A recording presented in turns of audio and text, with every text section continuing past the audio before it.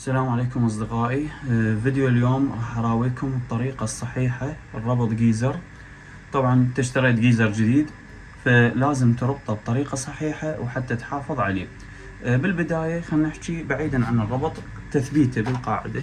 يعني حاول من القاعدة إذا مكان جوا مي حاول تخلي له فد قاعدة، فد طابوقات، فد شي يكون بعيد عن المي. ليش؟ لأن عندك هذه القاعدة، يعني عندك هذه حديد، مجرد يلوح المي راح الزنجر تتاكل فالجيزر يبدي يعوج. فأنا باوعت هيك انه اخلي طابوقات، او انت اذا اي شيء عندك مثلا سكيبه، عندك اي شيء، المهم ثبته بمكان بحيث ما يلوح مي. هاي نقطة. النقطة الثانية، احنا دائما نجي ونربط الجيزر مباشرة وما نراعي أهمية الموضوع الأمان. شوف، نسمع دائما بالسيفتي فالف والتشيك ويلف، واكو بيربط بيهم بوري ويصعده فوق البيت. اوكي ماكو مشكلة. اول نقطة عندك صمام الدخول هنا، صمام دخول المي. مرات نجي نربط قبل من الابي او من نازل ماطور قبل نربطه، وهذا خطأ. ليش؟ لان انت من تجي تربط هذا المي هنا، ربطته وانترس عندك الجيزر وصعد عندك حار وطبيعي. افرض يوم من الايام خلص عندك التانكي وبدا، يعني هو تراب طويل البواري مال البيت، بدا المي مال الجيزر شوي شوي ينزل الى ان عبر مكان ربط الهيتر. طبعا هذا الهيتر مجرد يلوحه هواء راح ينزل عندك المي، راح يلوحه هواء، راح يبدي ينتل. ولهذا تصير مرات عندنا حالات انه المي ينتل، او يعني الجيزر تلزمه ينتل، لان هذا هواء وصل وبالتالي راح يصير عندك توصيل، راح الجيزر ينتل وكل البواري تنتل راح تكون. فاحنا شلون نتلافى هذه المشكله؟ طبعا هذه المشكله ممكن نتلافاها بهذا الصمام. صمام سعره 3000 دينار او 5000 دينار. هذا 5000 دينار اصلي، تربطه هنا بالدخول. شلون تربطه؟ هذا صمام باتجاه واحد اسمه تشيك فالف. تشوفون هذا السهم؟ فاني اربطه، يعني هذا السهم يعبر منه هيك بهذا الاتجاه، بس اني اخلي المي يدخل فقط للجيزر ما يطلع منه. يعني من اجي اربط، طبعا انا راح اربط بصوندات، اجي اربطه اخلي المي يدخل بس للجيزر ما يطلع منه.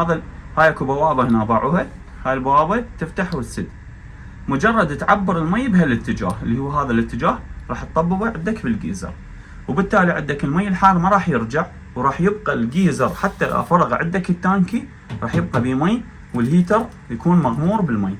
هذه ملاحظه جدا مهمه. طبعا انا راح استخدم هذه الصوندات تكون الاطراف مالتها براس، يعني ما راح اوصل بواري اليه. صوندات طول 90 سنتيم راح اربطها بالدخول وبالخروج. هسه احنا سولفنا على الدخول، طبعا انا راح اربط لكم، راح اسوي لكم بس بالبدايه هيك الشرح. عندك صمام السيفتي فالف اللي هو فوق صمام الامان، يعني في حاله انت ما ردت صونده صعدها يعني فوق من البيت، فعندك صمام الامان. اي ماركه، مو شرط هاي الماركه تقول دعايه لها ولا. هذا بعد البحث لقيت هذا النوع مناسب. طبعا اكو هاي السيفتي فالف ذن الرخيصات اللي هي 3000 4000 اللي يصير ستيل صغير، هذا ما يفيد. هذا يعني لازم يسيت، يعني تسيته يمدنشرش وهاي بضغط يلا يفتح. اما هذا نوعيه زينه، يعني حتى سعره 8000 9000 بالحوالي. انا اشتريته ب 8000 عراقي، وهذا اشتريته 5. هذا ايش راح يصير عندك؟ هذا مثل الثرموستات، من راح تطببه هنا راح ينشد هنا، راح هذا يتحسس الحراره. عندما يخرب عندك لا سامح الله الثرموستات اللي هو يتحكم بدرجه الحراره، عندما يخرب عندك راح يبدي الهيتر يغلي المي الى ان توصل درجه الحراره 199 ويبدي يتبخر المي، يعني يبدي يطلع ستيم او بخار. فهذا الستيم والبخار راح يصير ضغط، لا سامح الله احتمال يطق عندك الجيزر او يفتق عندك اللاينات او كل شيء يصير، يفتق عندك فدبوري ويحرق له واحد. هذا راح يصير جوا يتحسس الحراره. عندما يتحسس الحراره هذا السيفتي فالف راح شو يسوي؟ راح يفتح، فراح تعرف انت انه اكو عندك مشكله بالثرموستات، وبالتالي تقدر تبدله. يعني ما راح يصير عندك انفجار، راح يعبر الضغط او الستيم او البخار راح يطلع عندك منه، او المي الحار. تحافظ على نفسك وعلى عائلتك من الخطوره. فهاي النقاط المهمه بالبدايه حبيت اراويكم اياها، وهسه راح اربط فد شويه وراح اراويكم كل التفاصيل. اصدقائي هسه انا ربطت هذا التشيك فالف، طبعا هذا يجي 3/4. انا ربطت هاي تخصيره تخسر، تقلل القطر من 3/4 الى نص، بعدين هاي الزبانه، بعدين ربطت هذا الصمام اللي هو باتجاه واحد بس دخول الجيزر اللي هو بالنص. بس تصحيح للمعلومة، قلنا قبل شوية راح نربط السيفتي فالف، قلنا فوق الجيزر، طبعا مو قبل فوق الجيزر أكيد، لأن المي الحار منين راح يطلع عندنا؟ لأن هو هذا يعني هنا صمام الخروج في حالة ارتفاع الضغط، لازم اكو ديسشارج او خروج للمي الحار. فهنا عندنا هذا 3/4 جاي، فنجيب له زبانة 3/4 وتقسيم 3/4، وراح نربط هذا. طبعا هذا راح يطب البيم مالته، راح يطب جوا ثرموستات ونربطه هنا. هنا التقسيم ايضا نجيب له تخصيره من 3/4 للنص، نربط زبانه، بعدها هنا راح نربط الصوندة ونوصلها للبور اللي يروح للبيت وين حار للبيت.